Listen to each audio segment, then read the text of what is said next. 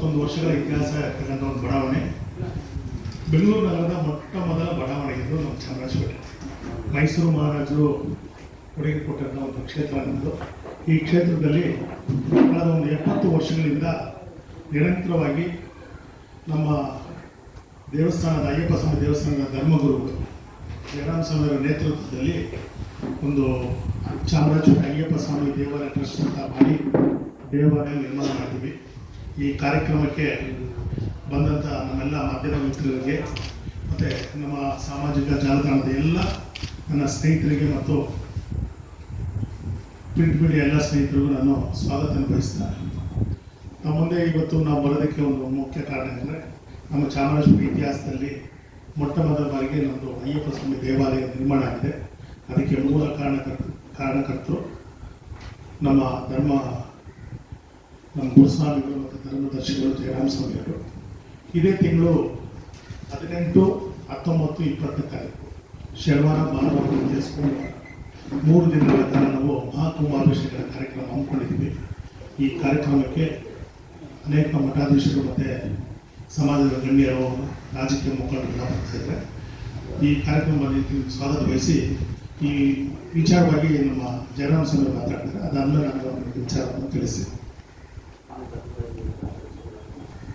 ಸ್ವಾಮಿ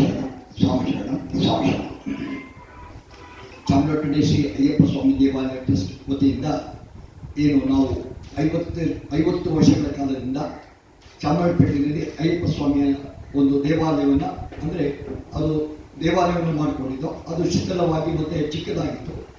ಆ ದೇವಾಲಯವನ್ನು ನಿರ್ಮಾಣ ಮಾಡಬೇಕು ಅಂತೇಳಿ ನಾವೆಲ್ಲ ಚಾಮರಾಜಪೇಟೆಯಲ್ಲಿರ್ತಕ್ಕಂಥ ಎಲ್ಲ ನಮ್ಮ ಸಹೋದ್ಯೋಗಿಗಳು ಮತ್ತು ಎಲ್ಲ ಸ್ವಾಮಿಗಳು, ಎಲ್ಲ ಭಕ್ತಾದಿಗಳು ನಿರ್ಣಯ ಮಾಡಿ ಆ ಜಾಗವನ್ನು ನಾವು ಬೆಲೆಗೆ ತೆಗೆದುಕೊಂಡು ಹೊಸದಾಗಿ ನೂತನ ಅಯ್ಯಪ್ಪ ಸ್ವಾಮಿ ದೇವಾಲಯವನ್ನು ನಿರ್ಮಾಣ ಮಾಡಿದ್ದೇವೆ.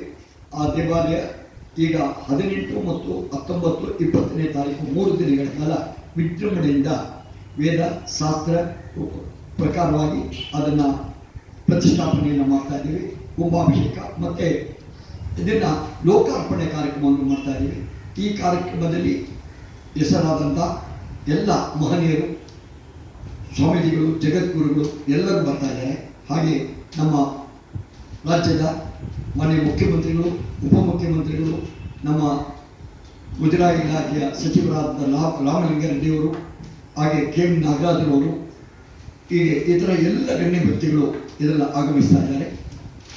ನಮ್ಮ ಮೊದಲನೇದಾಗಿ ನಮ್ಮ ಚಾಮರಾಜಪೇಟೆಯ ಯಜಮಾನರಾಗಿರ್ತಕ್ಕಂತಹ ನಮ್ಮ ಜಮೀರ್ ಅಹಮದ್ ಖಾನ್ ಅವರು ವಸತಿ ಸಚಿವರು ಕೂಡ ನಮ್ಮ ದೇವಸ್ಥಾನಕ್ಕೆ ಅವರು ಆತ್ಮೀಯರಾಗಿದ್ದಾರೆ. ಅವರು MLA ಆಗಿದ್ದ ಮುಂಚೆಯಿಂದ ಕೂಡ ನಮ್ಮ ದೇವಸ್ಥಾನಕ್ಕೆ ಬರ್ತಾ ಇದ್ರು. ಅವರು ಕೂಡ ಈ ಕಾರ್ಯಕ್ರಮದಲ್ಲಿ ಭಾಗವಹಿಸ್ತಾ ಇದ್ದಾರೆ. ಹಾಗೆ ಎಲ್ಲ ಭಕ್ತ ಮಹಾಶಯರು, ಯಾಕೆಂದರೆ ನಮ್ಮ ಚಾಮರಾಜಪೇಟೆ 50 ವರ್ಷಗಳ ಇತಿಹಾಸ ಉಳ್ಳುವಂಥ ಒಂದು ದೇವಸ್ಥಾನ. ಮುಂಚೆ ಚಾಮರಾಜಪೇಟೆಗೆ ಇದು ಅಯ್ಯಪ್ಪ ಸ್ವಾಮಿಗೆ ಹೋಗುವಂಥವರಿಗೆ ನಮ್ಮ ಬೆಂಗಳೂರಿನಲ್ಲಿ ಅಷ್ಟೊಂದು ವಿಷಯವಾಗಲಿ ಅದ ಅಯ್ಯಪ್ಪ ಸ್ವಾಮಿ ಮಹಿಮೆ ಆಗಲಿ ತಿಳಿಸುವಂಥ ಯಾವುದೇ ಇರಲಿಲ್ಲ.